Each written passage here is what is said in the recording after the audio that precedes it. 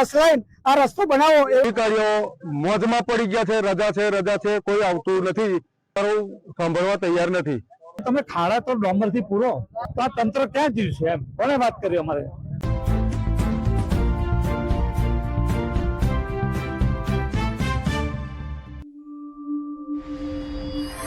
Modasar Rangli road મામલે જનતાનો ચક્કાજામ। 56 કરોડ મંજૂર છતાં રસ્તો કેમ નથી બન્યો। વડા તળાવ ચોકડી પર ગુંજી રામધૂન। ખાડાઓથી પરેશાન લોકોએ સરકારને જગાડવા કર્યો અનોખો વિરોધ। 3 કલાકના ચક્કાજામ બાદ પણ અધિકારીઓ ના ડોકાયા, ફોન પણ કરી દીધા બંધ। જય હિન્દ, જોઈ રહ્યા છો આપ ટીમ જાગૃત। વિકાસના દાવાઓની વચ્ચે આજે મોડાસર રંગલી રોડની હાલત જોઈને તંત્ર સામે અનેક સવાલો ઉભા થયા છે। જે રોડ માટે 56 કરોડ રૂપિયા જેવી માતબાર રકમ મંજૂર કરવામાં આવી છે, જેનું ખાતમુહૂર્ત પણ થઈ ગયું છે, તે રોડ આજે પણ માત્ર કાગળ પર જ હોય તેમ લાગી રહ્યું છે।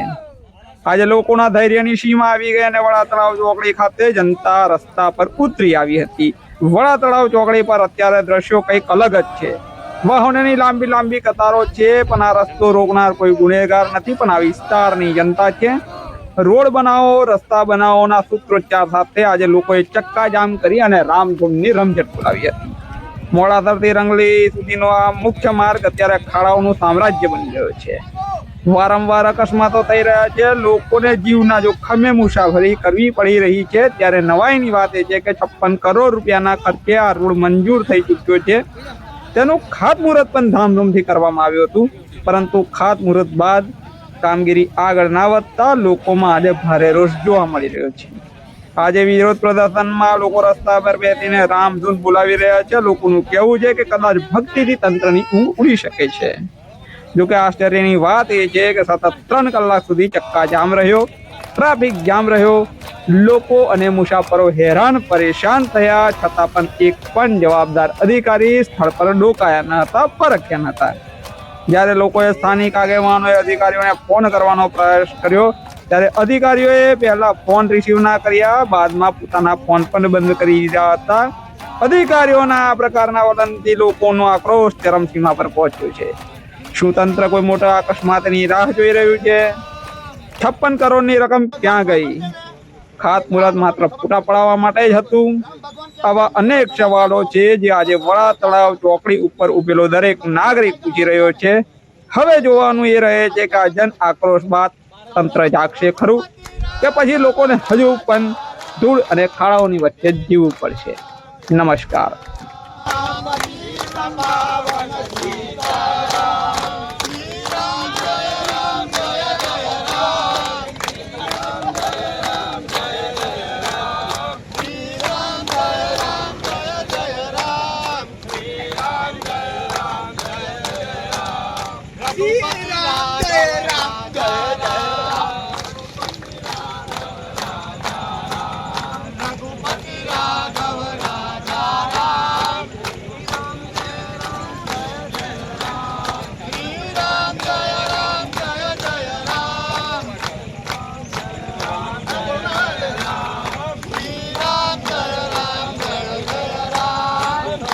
સંસદ સભ્ય અને ધારાસભ્યશ્રીઓના પ્રયત્નથી કામને મંજૂરી મળી છે। મંજૂરી મળ્યા પછી કામની સામાન્ય શરૂઆત એમને કરાવી હતી મોડાસર ચોકડી પરથી। ત્યાર પછી આ અંગારે કામમાં બિલકુલ પ્રગતિ નહીં થઈ, કામ બિલકુલ બંધ છે અને મોટા ખાડા પડી ગયા છે। બાઇકો ચલાવવા એવી સ્થિતિમાં નથી રહ્યો અને આ પરિસ્થિતિમાં ચોમાસા પહેલા જો રોડ નહીં બને તો ભયંકર એક્સિડન્ટો થશે। વત્તા એને 56 નો એંગલ જે ડાયવર્ઝન આપ્યું છે એ પણ એના ભારણને લીધે આ રોડ તદ્દન તૂટી ગયેલો છે અને હવે આન પર ધ્યાન નહીં આવે તો આખો વડોદરા જિલ્લાથી છોટાઉદેપુર જિલ્લો અલગ પડી જશે અને આખો વિકાસ રૂંધાશે અને સ્થાનિક લોકોને એમ્બ્યુલન્સની સેવાથી મળીને બધી પરિસ્થિતિઓમાં તકલીફ પડે છે। તો તંત્રએ આમાં ધ્યાન આપવું જોઈએ, તંત્રની જવાબદારી બને છે। તંત્ર આમાં ધ્યાન નહીં આપે તો લોકોની પરિસ્થિતિ બદથી બદતર બની ચૂકેલી છે। આન પર ધ્યાન આપી અને સત્વરે કામ શરૂ થાય એવી મારી નમ્ર અરજ વિનંતી છે। પ્રદીપસિંહ માસદિયા વાટા।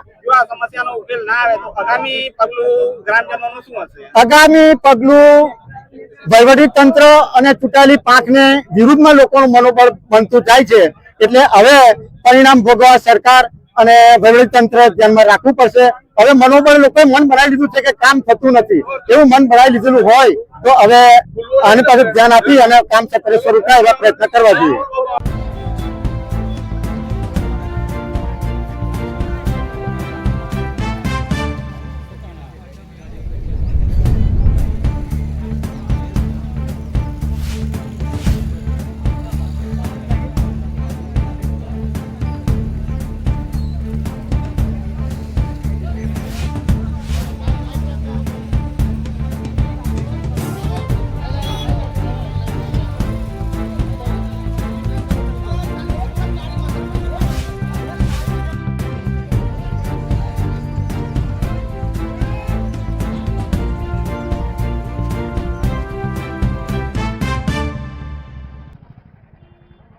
ચોમાસું પૂરું થવા સમયે બી અમે અહીંયા આંદોલન મગનપુરા સ્ટેન્ડ પર કર્યું હતું.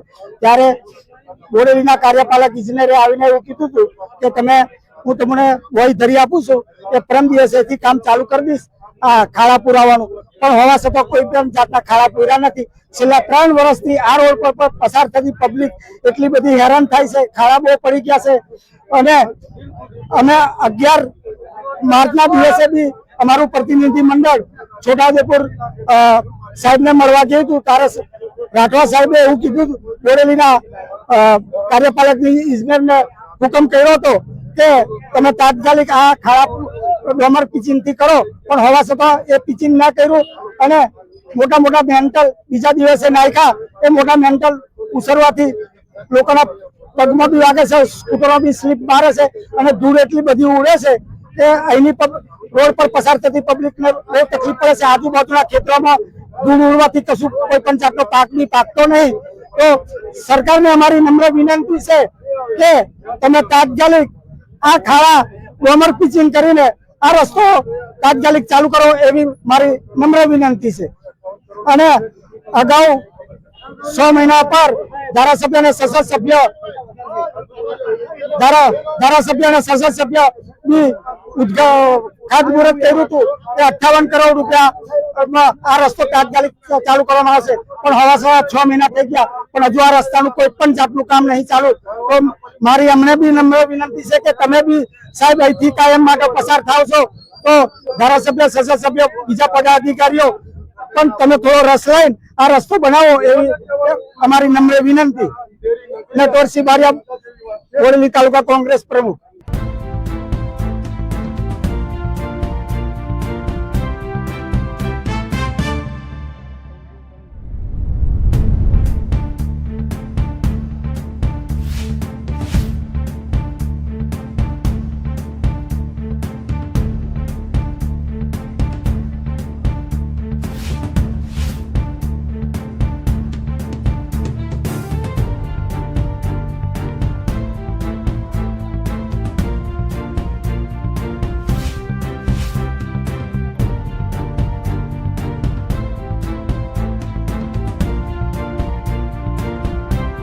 ત્રણ કલાકથી અમે આ રસ્તા રોકો આંદોલન કર્યું છે. આ આંદોલન કર્યા પછી 3 કલાકથી અમે બોડેલી કાર્યપાલક ઇજનેરને અમે ફોન કરીએ છીએ, ફોન ઉપાડતા નથી. ત્યારબાદ અમે છોટાઉદેપુર ફોન કર્યો, છોટાઉદેપુર ફોન સાહેબનો સ્વિચ ઓફ આવે છે. અહીંયા વાહનો વાળા એટલા બધા હેરાન થાય છે જેની કોઈ હદ નહીં. મોડાસરથી લઈ અને રંગલી 4 રસ્તા સુધીનું ટ્રાફિક જામ થઈ ગયું છે. અધિકારીઓ મોજમાં પડી ગયા છે, રજા છે, કોઈ આવતું નથી. આજે શેની રજા હોય, ચીટી ચાંદની રજા હોય, પણ એમનો કઈક ઓફિસ તો ખુલ્લી હોય કે ના હોય, બરાબર. કોઈ અમારું સાંભળવા તૈયાર નથી અને ફોન ઉપાડવા તૈયાર નહીં. છેલ્લા આજે એવું નહીં, અમે ઘણા સમયથી એમને ફોન કર્યો છે બોડેલી, આ લોકો ફોન ઉપાડવા તૈયાર નથી.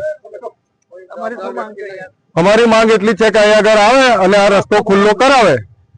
જ્યાં સુધી અધિકારી નહીં આવે ત્યાં સુધી અમે રસ્તો ખોલવાના નથી. જયેન્દ્રસિંહ વાસદિયા.